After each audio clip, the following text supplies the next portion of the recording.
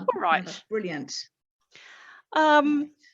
So I'm supposed to talk today about people with, with young onset Parkinson's disease.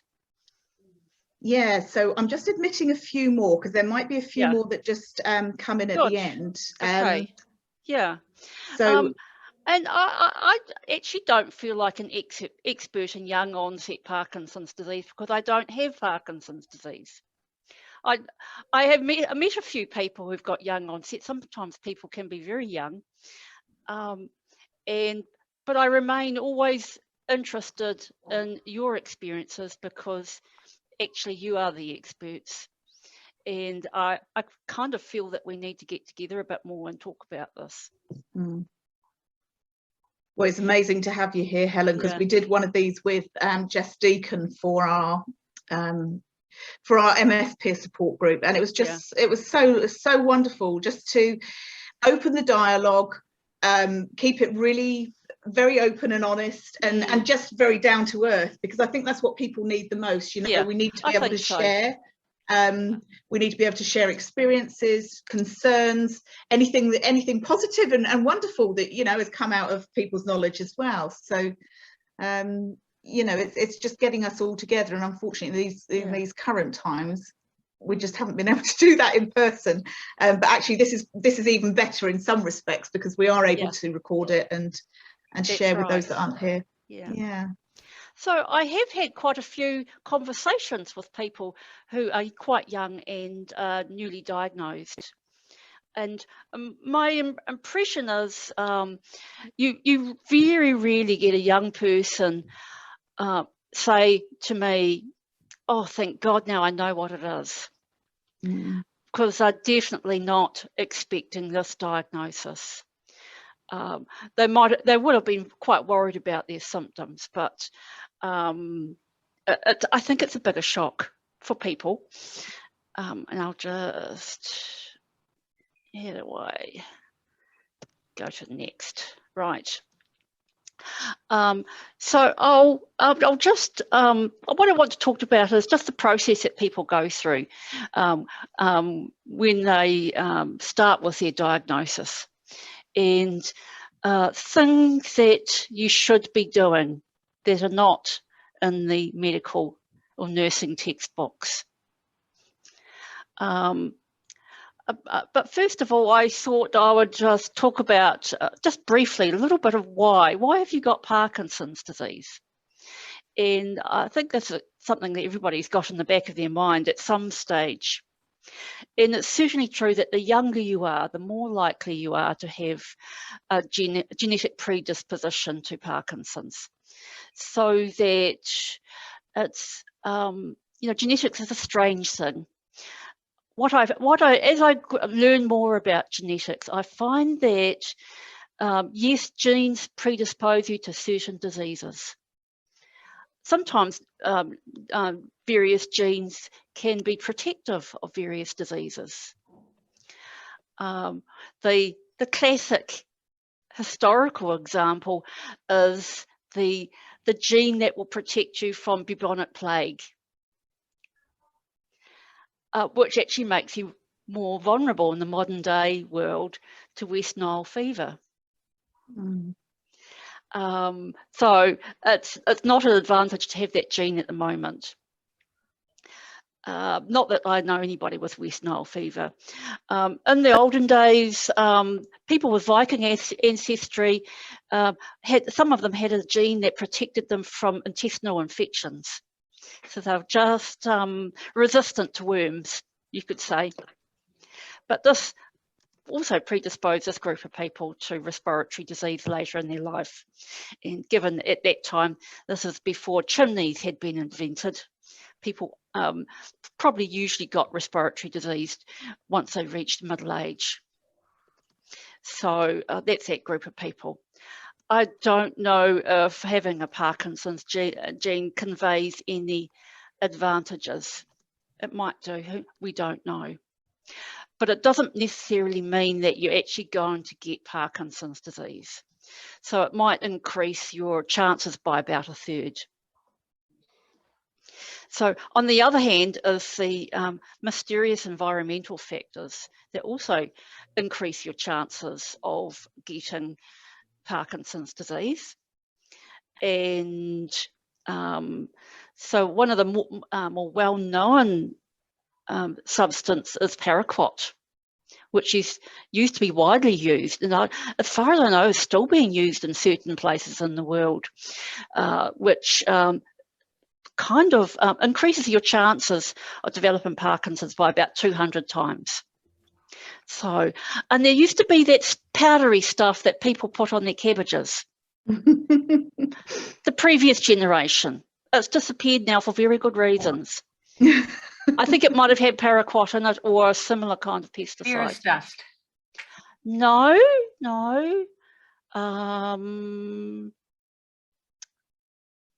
Yeah, and I've had a conversation with somebody, quite an elderly man, who used to have a lovely vegetable garden and was constantly using it on his cabbages. So certain solvents will predispose you to Parkinson's. There's one particular solvent that's widely used in the dry cleaning industry that's highly suspicious. It's named hydroxychloroquine or something like that. I can't remember the name of it. So, and the next thing is people that grew up on the farm, you've got to consider what kind of contamination with these substances they had during their childhood, and was it in the groundwater, and did they have a shallow well? So these are all things that you have no control over. Okay, now. One. So the definition of young onset Parkinson's is pretty broad, really. It just means that you're diagnosed before the age of 50. And I think people with young onset Parkinson's experience Parkinson's differently from aged onset people. And that's because they're in the midst of their adult life and they've got a lot to do. And they're still working it all out.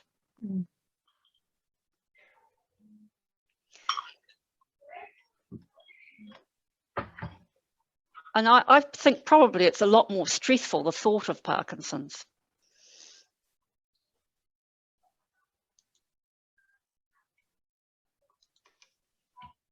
So some things are the same regardless of the age of onset. As you can see there, particularly depression and anxiety, constipation and urinary problems that can creep up in quite early. Yeah. I think overall people with young onset Parkinson's are probably more prone to motor fluctuation. Some of you know what that is.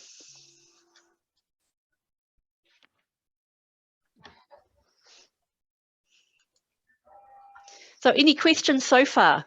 Do we want to open up your mics? And for me, Helen, when you just said about the motor impairment, can you explain for me, because obviously this is all new to me since I've joined MS and Parkinson's in my role. What's that? How do you describe that? So, you know, with if you look at those 4 top symptoms here, the tremor and the rigidity and small and slow movements and impaired balance and coordination, that's all due to the problem with the uptake of dopamine in the brain. So some of you may be aware that we all have neurotransmitters. It helps our brain to work. And one of the neurotransmitters is dopamine. And dopamine is very important for that part of the brain that controls your movements. So these are things that you do without thinking about. So how you walk, how you hold your body, how you move your hands, how I feed myself my strawberry flavoured yogurt, all the sorts of things that you never give any thought to. So, and what we do with the Parkinson's is we replace that dopamine. But of course, anytime you replace something artificially, it's never as good as what your body made. So, because what your body makes, it always provides your dopamine on time and when you need it and as much as you need. But you can't do that with oral medication or any kind of medication imposed on the body from the outside, because there's no feedback mechanism.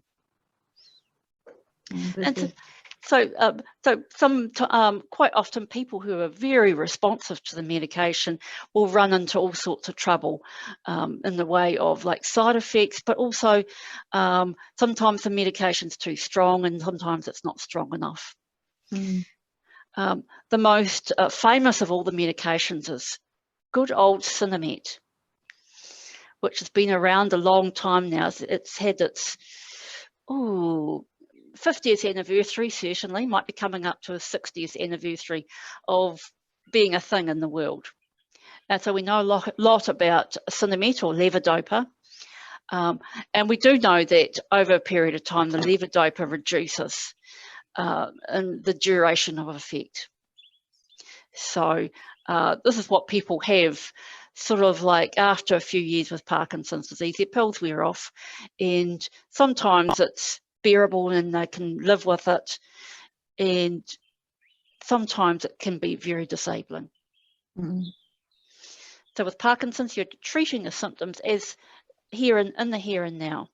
So with sleep disturbance, Helen, with that, like I find that I not only have trouble going to sleep, but I have achy legs and wake up several times in the night. Is that quite common, and what can we do about it? Oh, yes. Well, sleep disturbance is actually one of the features of Parkinson's disease. So some people will always have trouble sleeping, whatever you do. Sometimes people's sleep problems are amenable to adjustment of medications.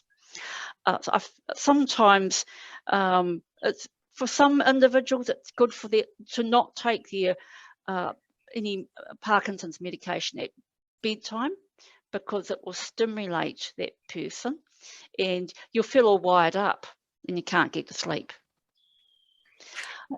Other people... Helen, does your body get used to taking the levodopa and it doesn't work?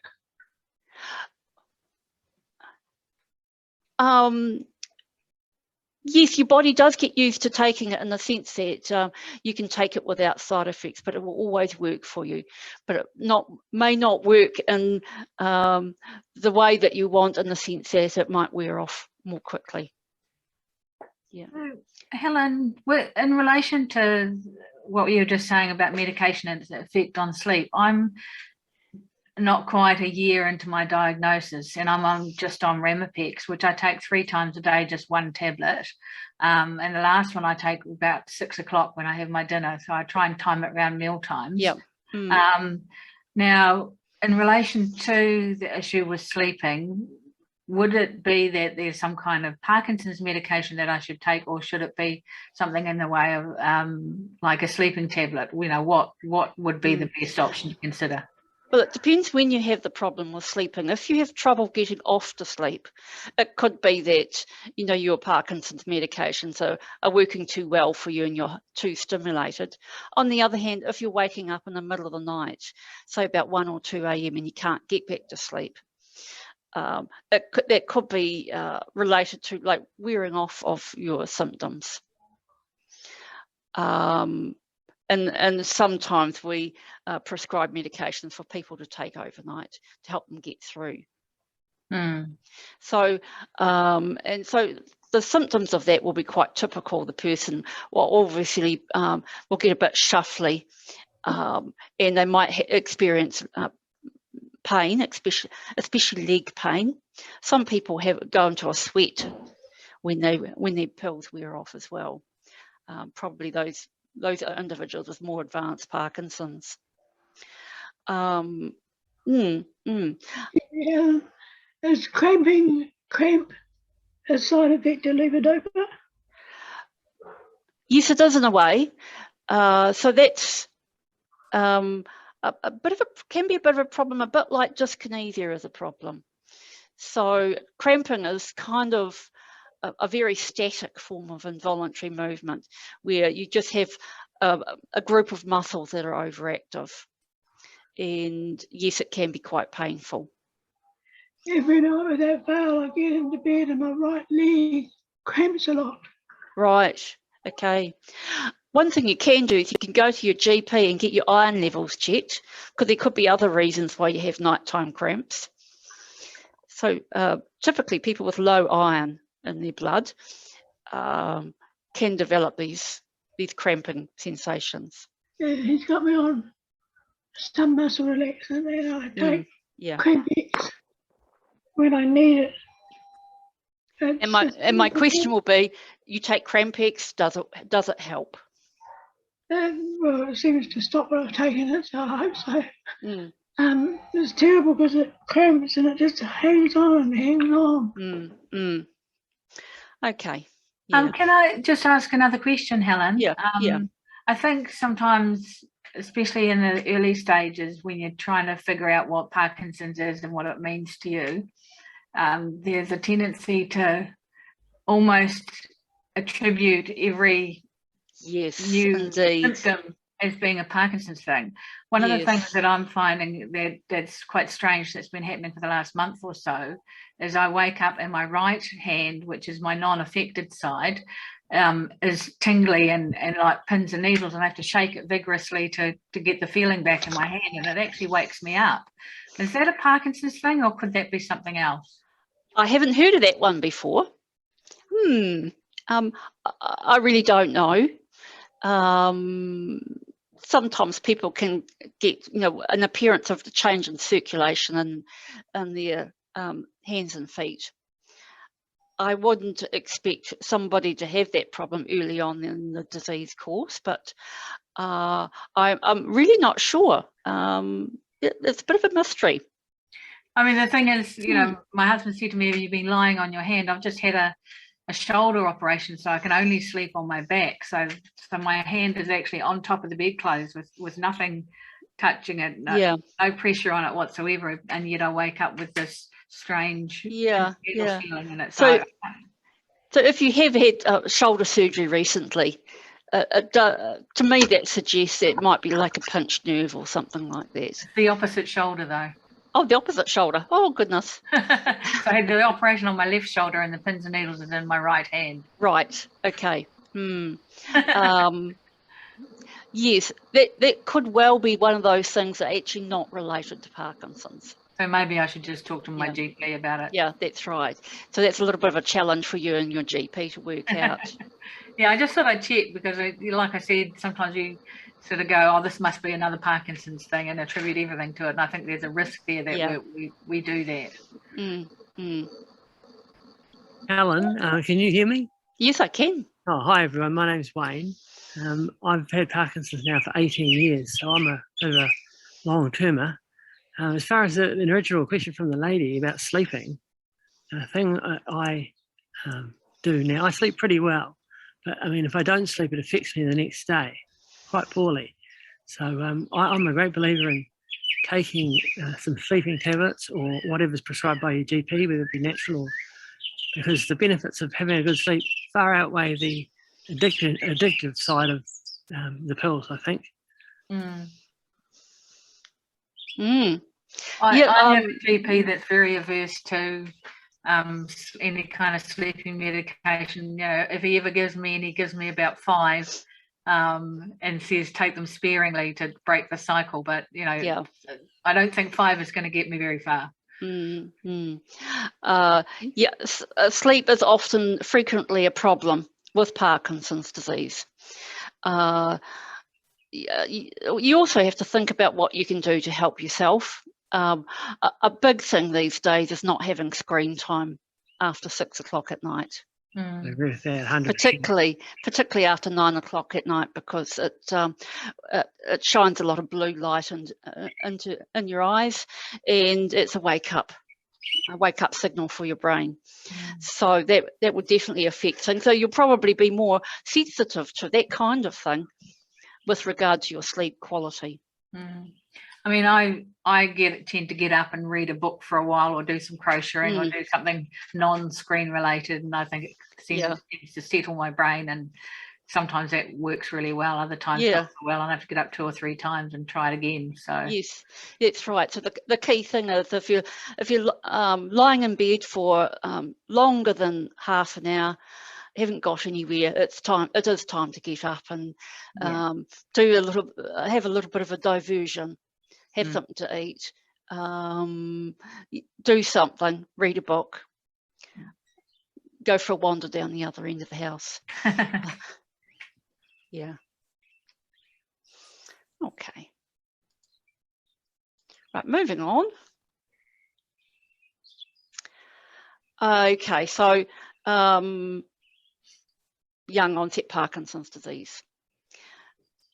People do have a slower progression of symptoms. I think, younger people, you can, generally speaking, treat younger people fully, in the sense that you can throw a whole lot of medications with people, which are specifically targeted to your symptoms. And generally speaking, people tolerate it.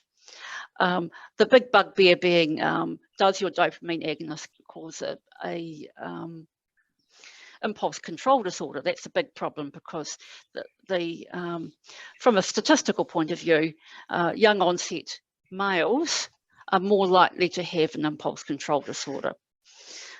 So this is things like hypersexuality and gambling in particular, although it can be other things like shopping or eating. So, and these kinds of problems are usually quite private and are not discussed, but they're definitely related to your medication. And that's why, we always like to be really open about this. Some people are more prone to it than other people, and that's why we ask people if they do like pornography, or that if they do like to gamble.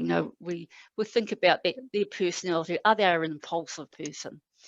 And so those impulsive people, we kind of like not so keen on using the dopamine agonist, and certainly not in a high dose. When you say dopamine agonist, I'm on Ramipix. Is that one of them? Yeah, Ramipix is one of them. The other one is pramipexole.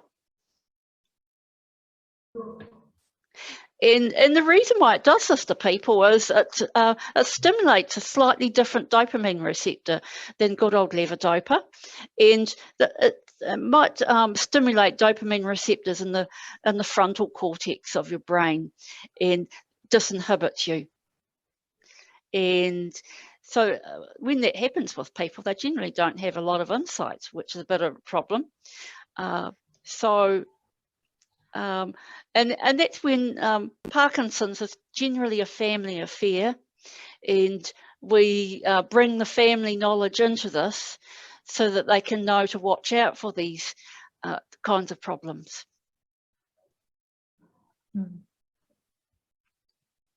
Helen, Andrea has put something on the message here. Can you have trouble with your feet aching? The feeling the cold, but because when her carer comes and massages her foot, she'll say it's hot. But I think from what Andrea's saying here, that she'll feel it's cold and aching. Right. Okay. I think I've got that message right. No, correct me if I haven't. I understand. Actually, it's a very common experience. What happens is that people who take Sinemet can, over a period of time, develop a little bit of a neuropathy. And so what happens is that that person's gut is not absorbing vitamin B12 or vitamin B6 as much as they should, and that can change the sensation in their feet, assuming this is the cause on some occasions. So what we do is we check those vitamin levels, and if that person has like low stores of vitamin B12, we will arrange for that person to have 3 monthly or 6 monthly injections just to boost their vitamin levels. And if we're on the right track, that will help those sensory changes. So that's something your GP can do. We can, and certainly we can do it as well. Sometimes your foot feels like you're walking on carpet, Andrea. Yes. Gosh. Yeah, so Can you imagine? sensory changes. Mm. I'm wondering if it's bad circulation. Well, sometimes people have circulatory problems anyway. I know, I get cold feet. I hate winter for that reason. It's been hot the last few nights. I'm going to bed with socks on. Oh, yes. So you've definitely got sensory problems in your feet. So I think maybe we might look at doing that blood test. How do I go about doing that? It's something we can ask your GP to do. Okay. And Sue Waite was just saying there's such a long list of things caused by Parkinson's that it's hard to keep up with it all. It must be quite overwhelming, I should imagine. Thank you. That's right. And I literally have to be a sponge and to soak it all up, because I meet people with one collection of problems, and I meet other people with a different collection of problems. But when you look at the big picture, I can see a pattern. So it's just experience. Yeah, I'm learning from you what's going on with your body, and you know, it's very interesting. And I hope that having learned from you, I'll be able to share it with other people and find solutions. Sometimes I go away and I have a talk to Tim Anderson about it, and he can talk to me about it from his perspective, which tends to be quite a scientific perspective. Yeah. It just goes to show that, you know, even now everyone is still in that learning phase, even the clinical team. Yeah. You know, it's something that's going to constantly have that research behind it, such as the research that's done at the Brain Institute. Well, no, research is one thing, but your lived experience is another one. Absolutely. And that is of the utmost importance.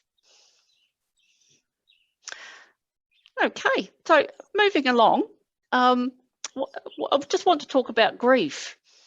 So I'm just thinking about that again, thinking about this newly diagnosed person, and especially if it's like within a year, they will be deeply grieving their diagnosis.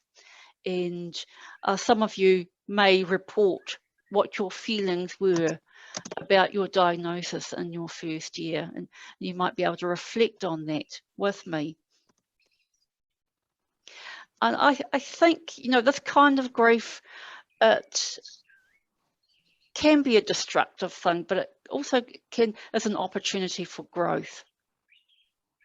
And the reason I call it ambiguous loss is that you're just the same as you were 3 months before your diagnosis as you are 3 months after, unless you've started medication, but you're feeling differently about things.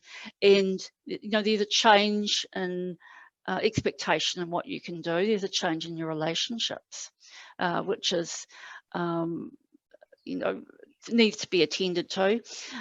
People have children that they need to talk to and open up avenues of communication. And I think it's good to talk about this grief. Did I spell that wrong? And keep it out in the open. Also accept that your partner will also be grieving, and indeed your children, we're grieving like crazy at the same time. So be kind to everybody. Seek help if you're not coping. I think, yeah, because I'm very much in that early stage, because like I was diagnosed on the 15th of December last year, so still not quite a year. Yeah. I was definitely very grief stricken when I was first diagnosed. Yes. Didn't quite know what to do with that. and that's one of the reasons I started my blog. Yeah. So, you know, it gives me somewhere to send my thoughts and feelings and to work through them. Mm-hmm.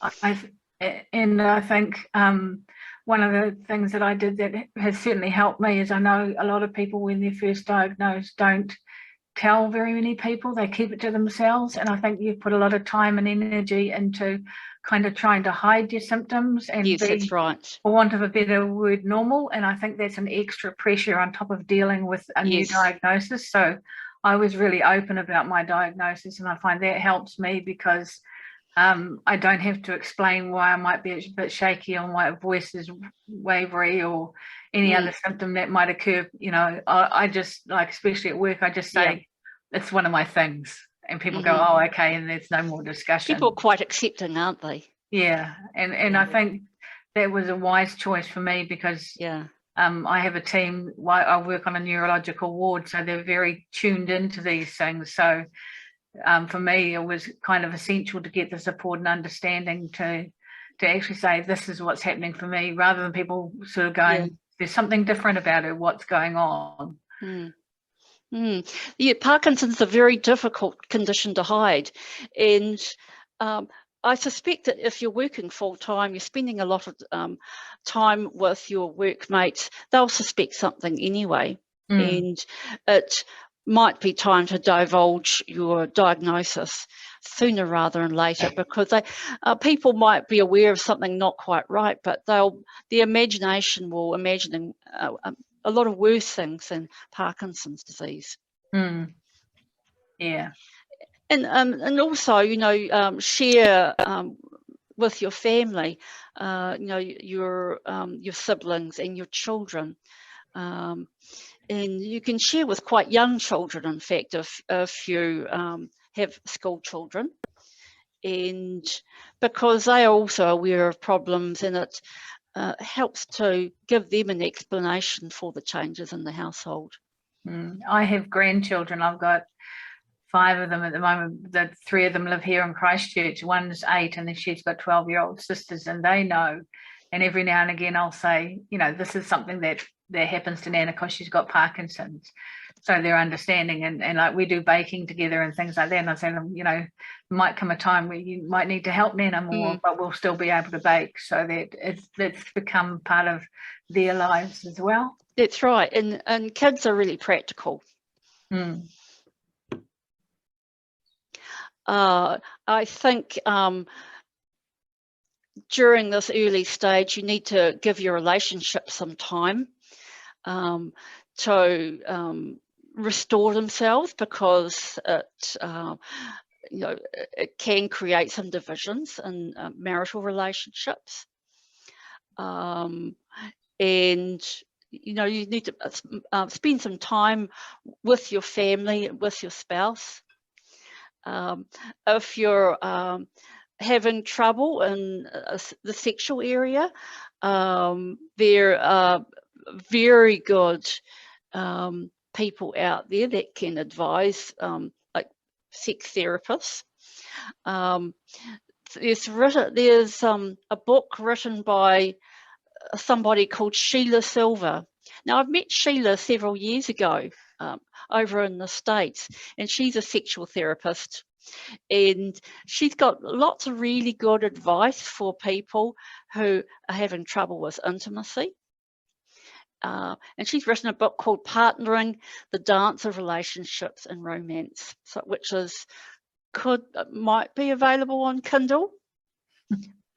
So, or if you prefer a paper book, you could look for it on Book Depository. That name again was Sheila Silver, did you say? Yes, Silver, yeah. Thank you. So the Partnering: The Dance of Relationships and Romance.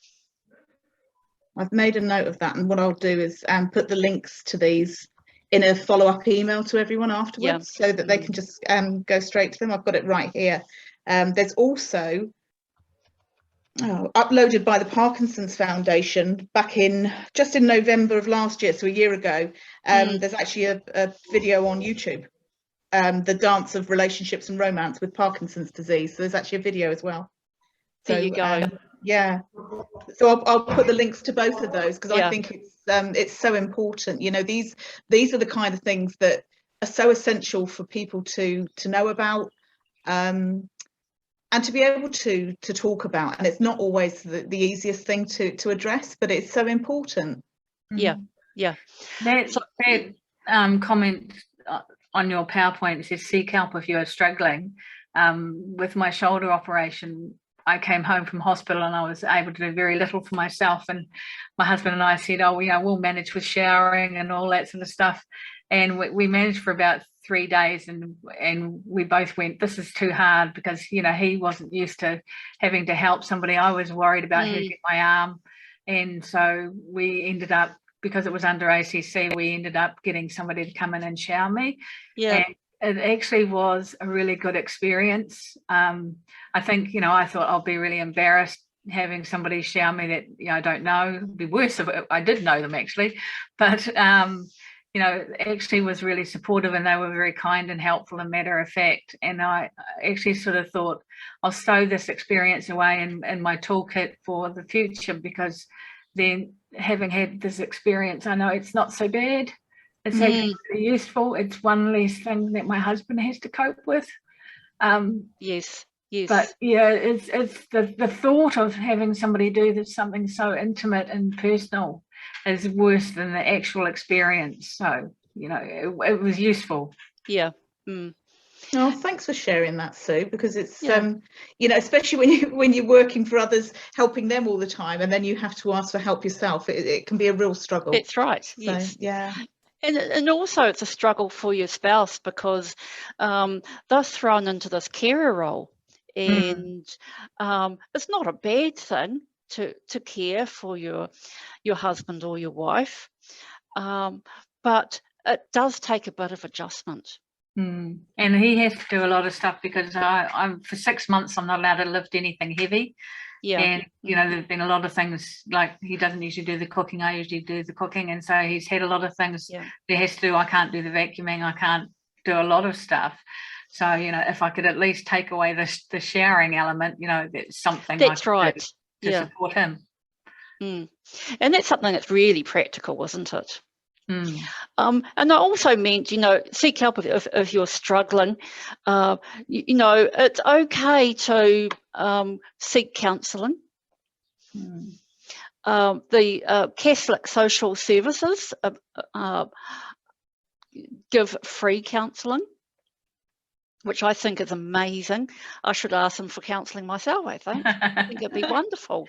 Do you know what their current wait list is like at all, Helen? No, I don't. No, I can look into that. Yeah. And other social church-based counselling agencies, they do charge. It would be like a proportion of what your income is. So I'm just thinking of Presbyterian Social Services and organisations like that.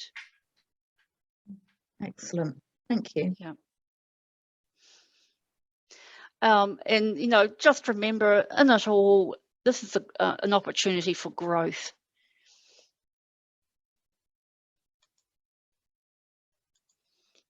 I think it makes you less willing to put up with stuff that you don't have to put up with. You know, I'm more inclined to stick my head above the parapet and say, you know, things have been happening at work that I'm not happy with, etc. Where you might have thought, well, just let that slide. I think, you know, because you can't do anything about Parkinson's, but you can do something about other things in your life. So I think you're a bit more bloody minded and think, well, you know, this is something I don't have to put up with. I'm going to address it. So I think in some ways it makes you bolder and makes you stronger. I think so. And also there's a need to know your reserve of strength. So, you know, you have a reserve of strength in yourself, your own capacity. On some occasion, you just have to knuckle down and get through this. On other occasions, you know, you need to do something about a problem or talk about it.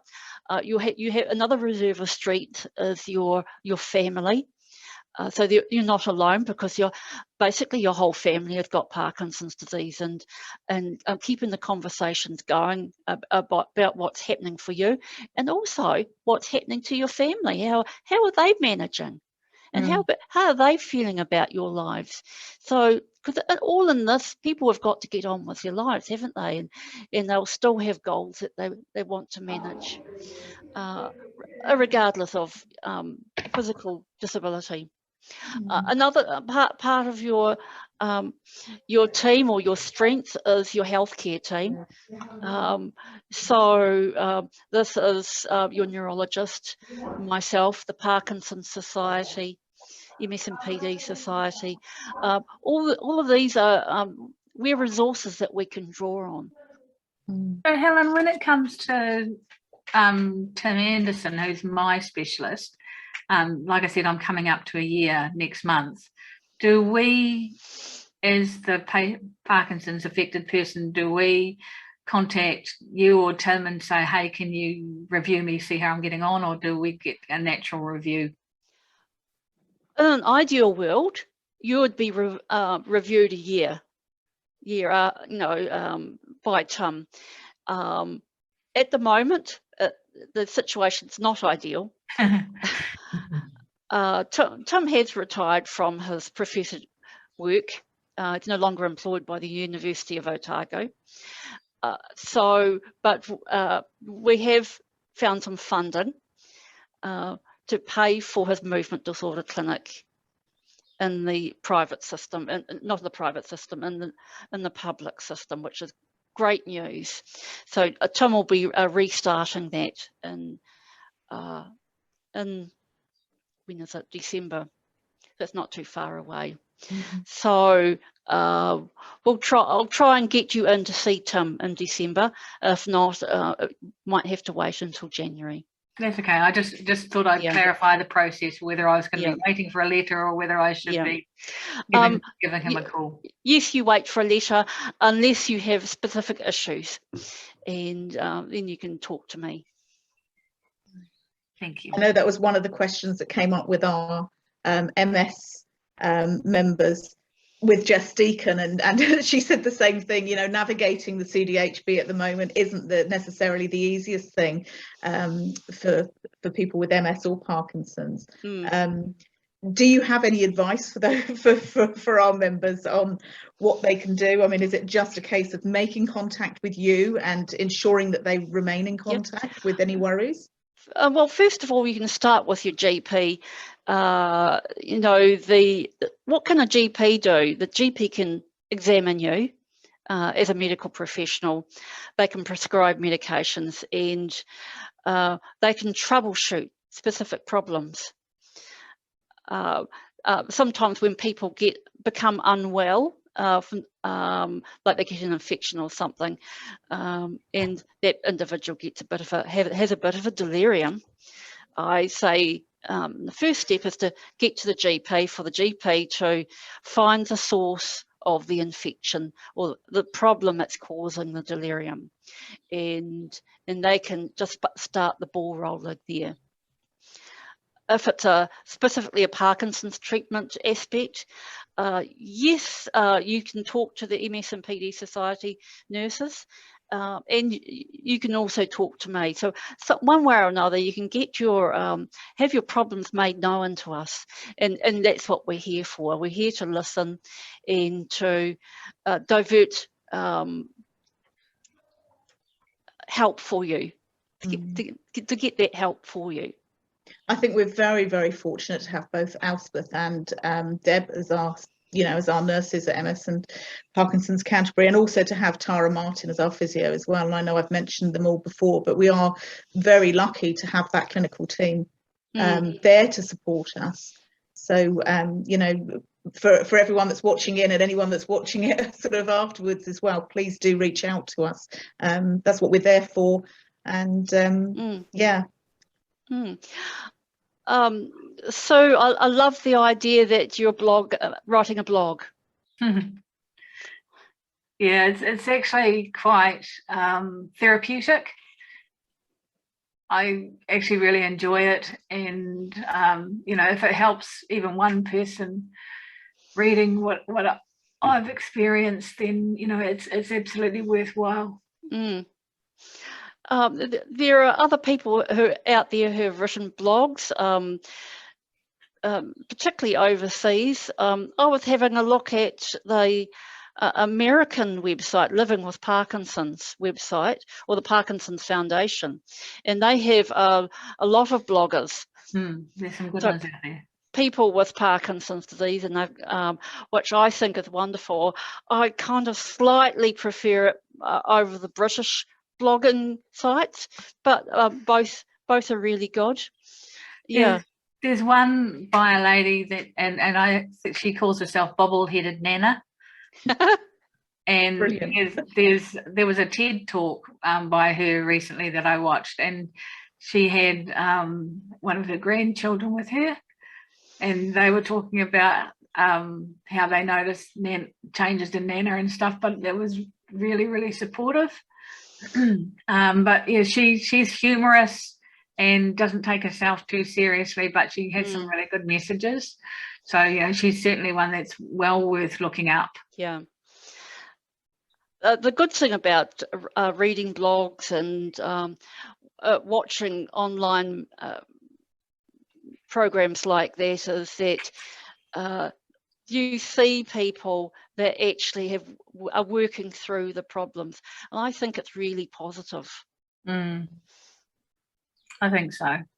Yeah, and it's good to know that you know, there are really people having really good lives with Parkinson's disease. It's not the life they imagined for themselves, but in many respects, you know, they can use it as an opportunity for personal growth and for developing their life in a really positive way.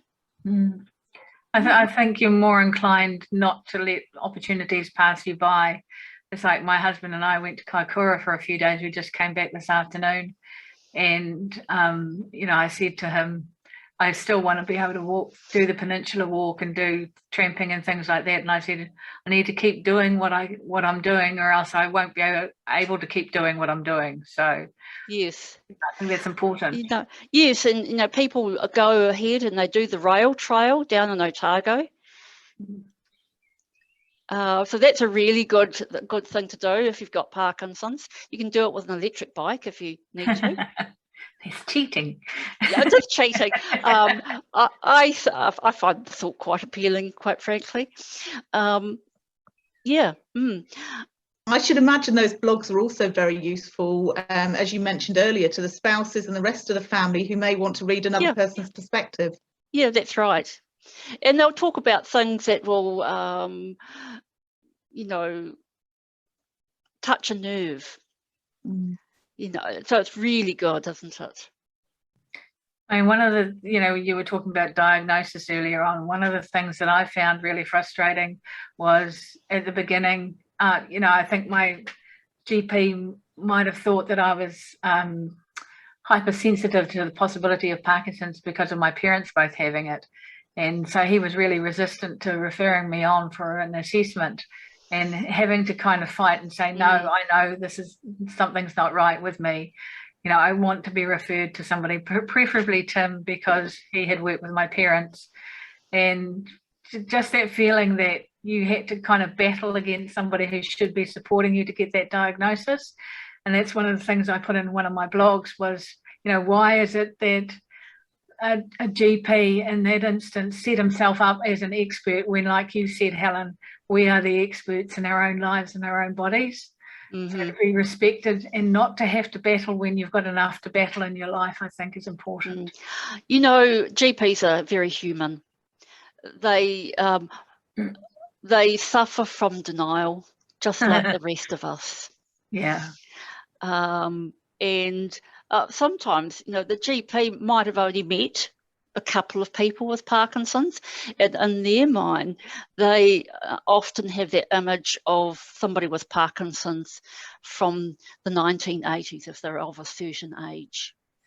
Yeah, he's not that old, but the Mm. interesting thing was I had said to him that I had noticed some tremors in my hand, particularly at night, when I was sitting on the couch, and he said to me, "Oh, it usually happens when you're at rest." And I said, "Well, it happens when I'm in bed often."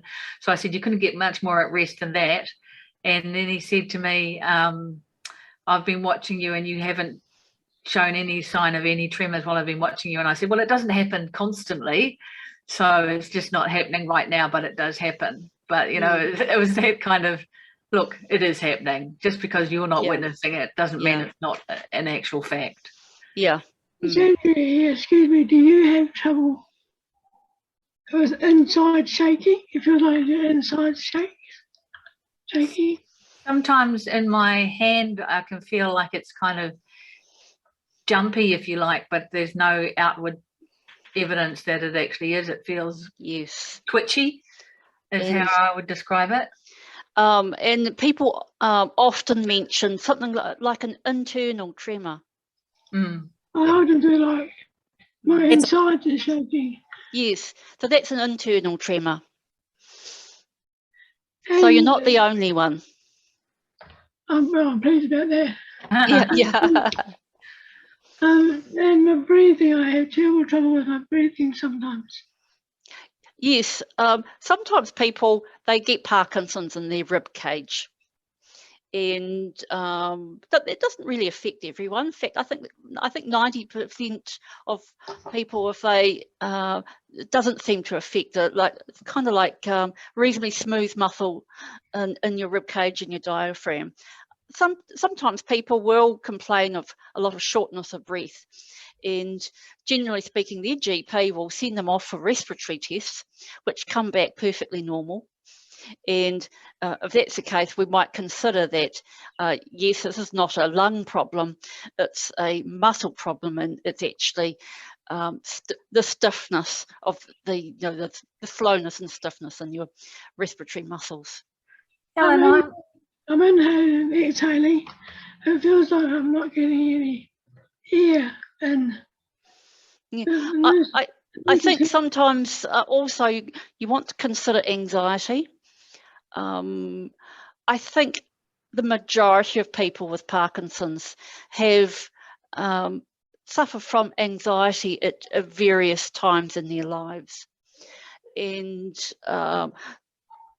it generally does feature, how I teach people to overcome their freezing by first overcoming their anxiety. You know where the TV remote is?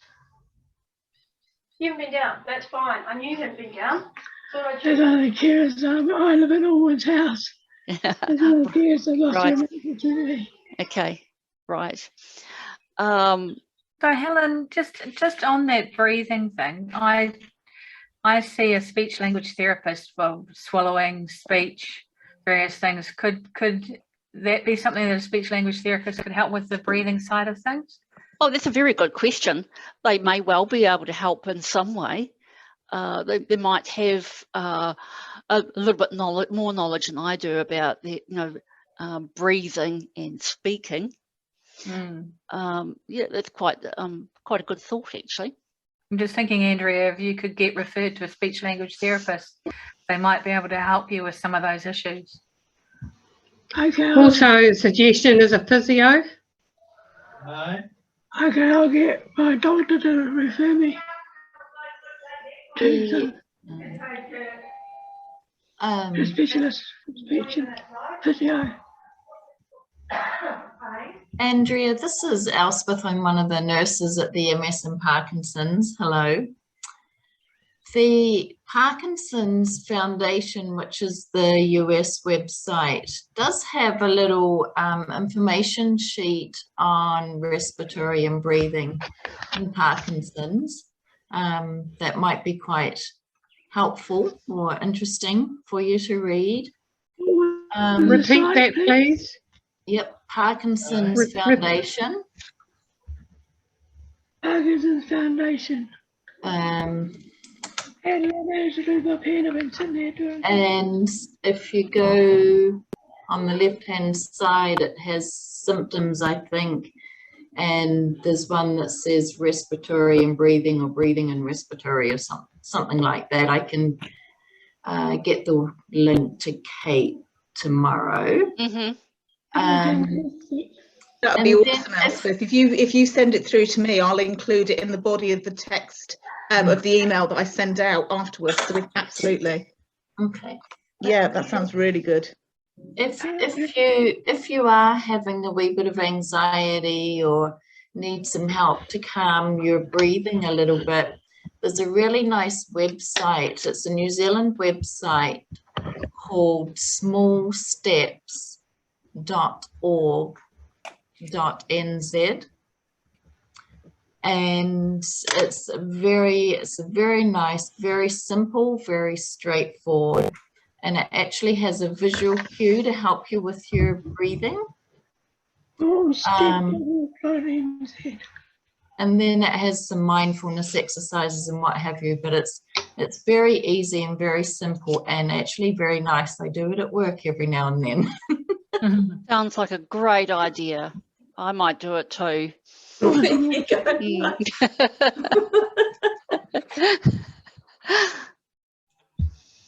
Awesome, I'll check it out. That's awesome. A final question: who wants to start a support group?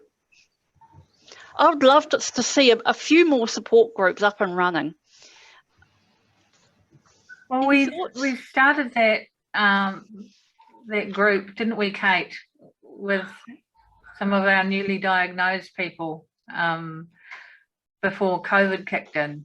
Absolutely, and this is what's taken over from it in that respect. Yeah. I think the biggest thing is that we can continue doing this peer support, but the geographical sort of how we go from Kaikoura right down to Ashburton, it's really important. It's a big area, isn't it? It is. It's a huge area. So I think for us as an organisation, it's really important that we set up some like satellite groups and try and encourage them to happen through someone volunteering their time. I know Charlie, who's sitting in on this, Charlie Barkley, is based in Amberley, and it would be wonderful to get a group of people there so that he's not having to travel into the city, that he can connect with some people in that area. We might find people north of there, and then similarly down in Ashburton, which is where I know Elspeth and the team have been today. So I think it's really important that we kind of encourage anyone that wants to do those support groups to do them. They don't have to be regimented. It can just be meeting at the pub or, you know, going out for a meal together and just having some time to talk and connect. We're moving to Kaiapoi next month. So I'll be closer to Amberley then, but I think we need just more than me and Charlie. I thought it might be a bit odd if him and I end up at the pub together. A few raised eyebrows with that one, maybe. You know, it's putting something out there, and I think we could possibly do it on our digital platforms through Facebook with community groups, and actually saying to people, you know, and Charlie doesn't drink as well. On there, but you know, it might just be meeting up and just having a, you know, just a group chat and a coffee or whatever. It would be really awesome to see that happening more. And I think that there are undoubtedly people out there that will start filtering through those channels on digital media. I think the support group's a really good idea. We went to the Parkinson's conference, as you know, and it was really supportive to actually be with a bunch of people who had been through and were going through similar things. So, you know, it was actually a really lovely experience, and I think, you know, if we could set some support groups up so that people have that commonality between them, it would be really useful. And like you say, if you could do it sort of so the city or whatever would be really useful. And if anybody in the Limerick area in Christchurch wants to make contact, feel free. I'm on Facebook. Exactly. Now, Facebook is a good thought. You can create private groups in Facebook, so you can send each other your thought for the day or your complaint, and it becomes a different kind of community, doesn't it? Mm. And I think even anyone I know that not everybody is on Facebook, but in that Facebook group, it's so easy to just navigate yourself around, and maybe we could do a Facebook group and maybe also a WhatsApp group, just so that people can sort of just have messages going between them in a private sort of safe environment. Yeah. The bottom line is that you don't have to be lonely in your walk with Parkinson's. That's good. Yeah. Has anyone else got any questions that they would like to ask, or anything that they would like to share? I find, like I live at Ormond's house, and I've got an issue. They come and they do your obs, and they're fine, and so I think there's nothing wrong with you. I quite often feel unwell. Hello. Hi, this is my nurse. Oh, you're on talking. Registered nurse. Okay, it's all right. You carry on talking. And because the obs are okay, they don't think there's anything wrong with you. I feel terrible, I feel unwell. So we very much want you to feel well, and you can feel well in spite of Parkinson's disease. I guess that's our goal. So there are, what can we do about this? I think sometimes it's hard making people, remember you can't see the issue. Yes. And they don't do anything wrong. Yeah. So I think we have to get away from that medical version of wellness and head toward a holistic concept of wellness that involves you in your relationship with your family and your community, and all your different relationships, like for example with your church family, so that everything comes down to managing your social relationships really well within the context of your Parkinson's disease. I'm very grateful for my friends stuck by me.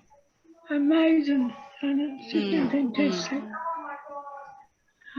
More so than my family. It's fantastic. They support me. Yeah.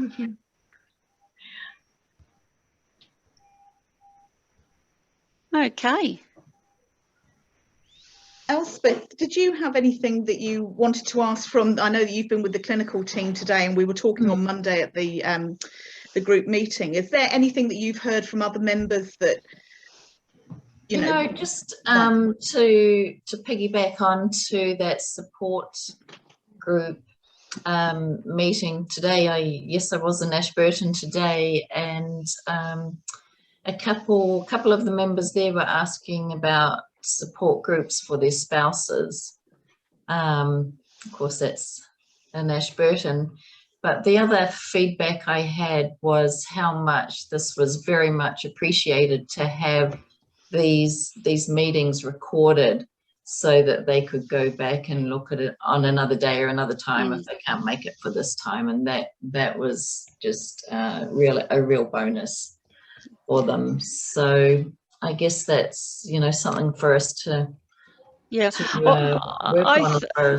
I think spouses have a particular set of needs, and I think they need their own support groups. And there will be spouses with people with their loved ones who are highly disabled, and there'll be different groups of spouses with different needs. I would love to see support groups set up that can address these different needs. So we have a lot of the here in Christchurch, at least Leslie Williams does a lot of the morning tea groups at various locations around the city. which are for members with either MS or Parkinson's, and also their spouses. But yeah, having that more dedicated support group might be something, yeah, for us to start nutting out a bit more. Yeah. Yeah. Definitely. Okay. Oh, well, that sounds awesome. Helen, thank you so much for your time. Oh, sorry, I'm juggling a glass of water here as well. Yeah, thank you so much for giving your time this evening and just sharing those pointers. I think it's always great. And as you've already, as Elspeth just said, being able to watch these videos back, especially for those who may be too fatigued by this time in the evening, already have done a day's work or whatever, is wonderful. So thank you. And I know that you'll be catching up with many of the members on here in your own time as well. What I did want to say is that coming up in the new year, we're going to do a New Year meet on the 19th of January, and we really do hope that we can do that in person so that we can just all connect and just have a really casual sort of evening. But we've got Mike McCaskill scheduled to speak for us on the 16th of February, and Matthew Croucher speaking for us on March the 16th as well. So it's the 16th of February and the 16th of March are dates to definitely pop in your diary. And we're also going to have a legal person come and speak to us about power of attorney. So we've got some really good sort of speakers lined up for early part of next year. And as always, you know, we ask if you've got anyone that you would like to hear speak, please do let us know and we will reach out. One of the things that dawned on me, and we have spoken about it at our team meetings, was possibly getting a speech therapist to do an online session with some basic tools that people could take away and maybe practice. That might be another option, but we're certainly open to everyone's input on that. Sounds good. Who's the lawyer that you're going to have talking about EPI? I knew someone was going to ask that. It's Fleur. I know Fleur. You do? Can't be too many Fleurs, but I can't remember her surname either. I'm just I have it right here, so bear with me one moment.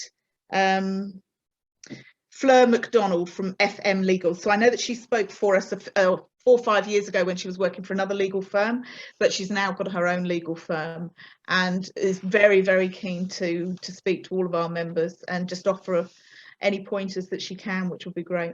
Yeah, no, she's great. Yeah. It all sounds very encouraging. Oh, it's I think the team at MS and Parkinson's have worked so hard to get a grasp on what is really needed and to really listen to the feedback that's coming from you, our members, because it's great for us to say, oh, we can do this or that, but it's your lives and it's things that directly affect you. So it's really important that we are listening to the people that need it. And that's why we just keep that dialogue open the whole time. And I know I sound like a parrot because I say it at every online group I do, but it's so important that you engage with us and tell us what we can do for you. Because then we can be writing to our funders and saying, this is a genuine need. You know, people are asking for this, because at the end of the day, as a charity, we need to sort of justify everything that we're doing for our funding avenues. So, yeah. And talking of that, if you haven't seen it already, I know Kirsty will have sent out a couple of emails, but we've got our Christmas lunch happening on Monday the 6th of December at the Papanui Club for anyone that can make it. So yeah, do check back on your emails. That should have come out to you, and I think the details are also up on our website. I'll be at work, unfortunately. Oh yeah. Eating my sandwiches. Oh. Oh. Really well, Helen, thank you again for your time, and I really, really look forward to catching up with you in 2022 and hearing how much support the CDHB are being given, and hopefully you'll have plenty of support there. But thank you. And okay. Yeah, thank you, Helen. lovely to see everyone. Thank you, Helen. Yeah. Thank you. It's lovely. It's lovely to know that I'm not the only one, and half my houses are. That's right. Yes. Thank you, Helen. Excellent. Well, if everyone's okay, I will sign off. I know it's 6:45, but if anyone wants to talk to me, I'll stay on here till the last person. But other than that, I will close by saying an enormous thank you. Thank you very much. Thank you, Kate. Thank you, Thank Helen. you. Bye-bye. Everybody. Bye. Bye. Thank you.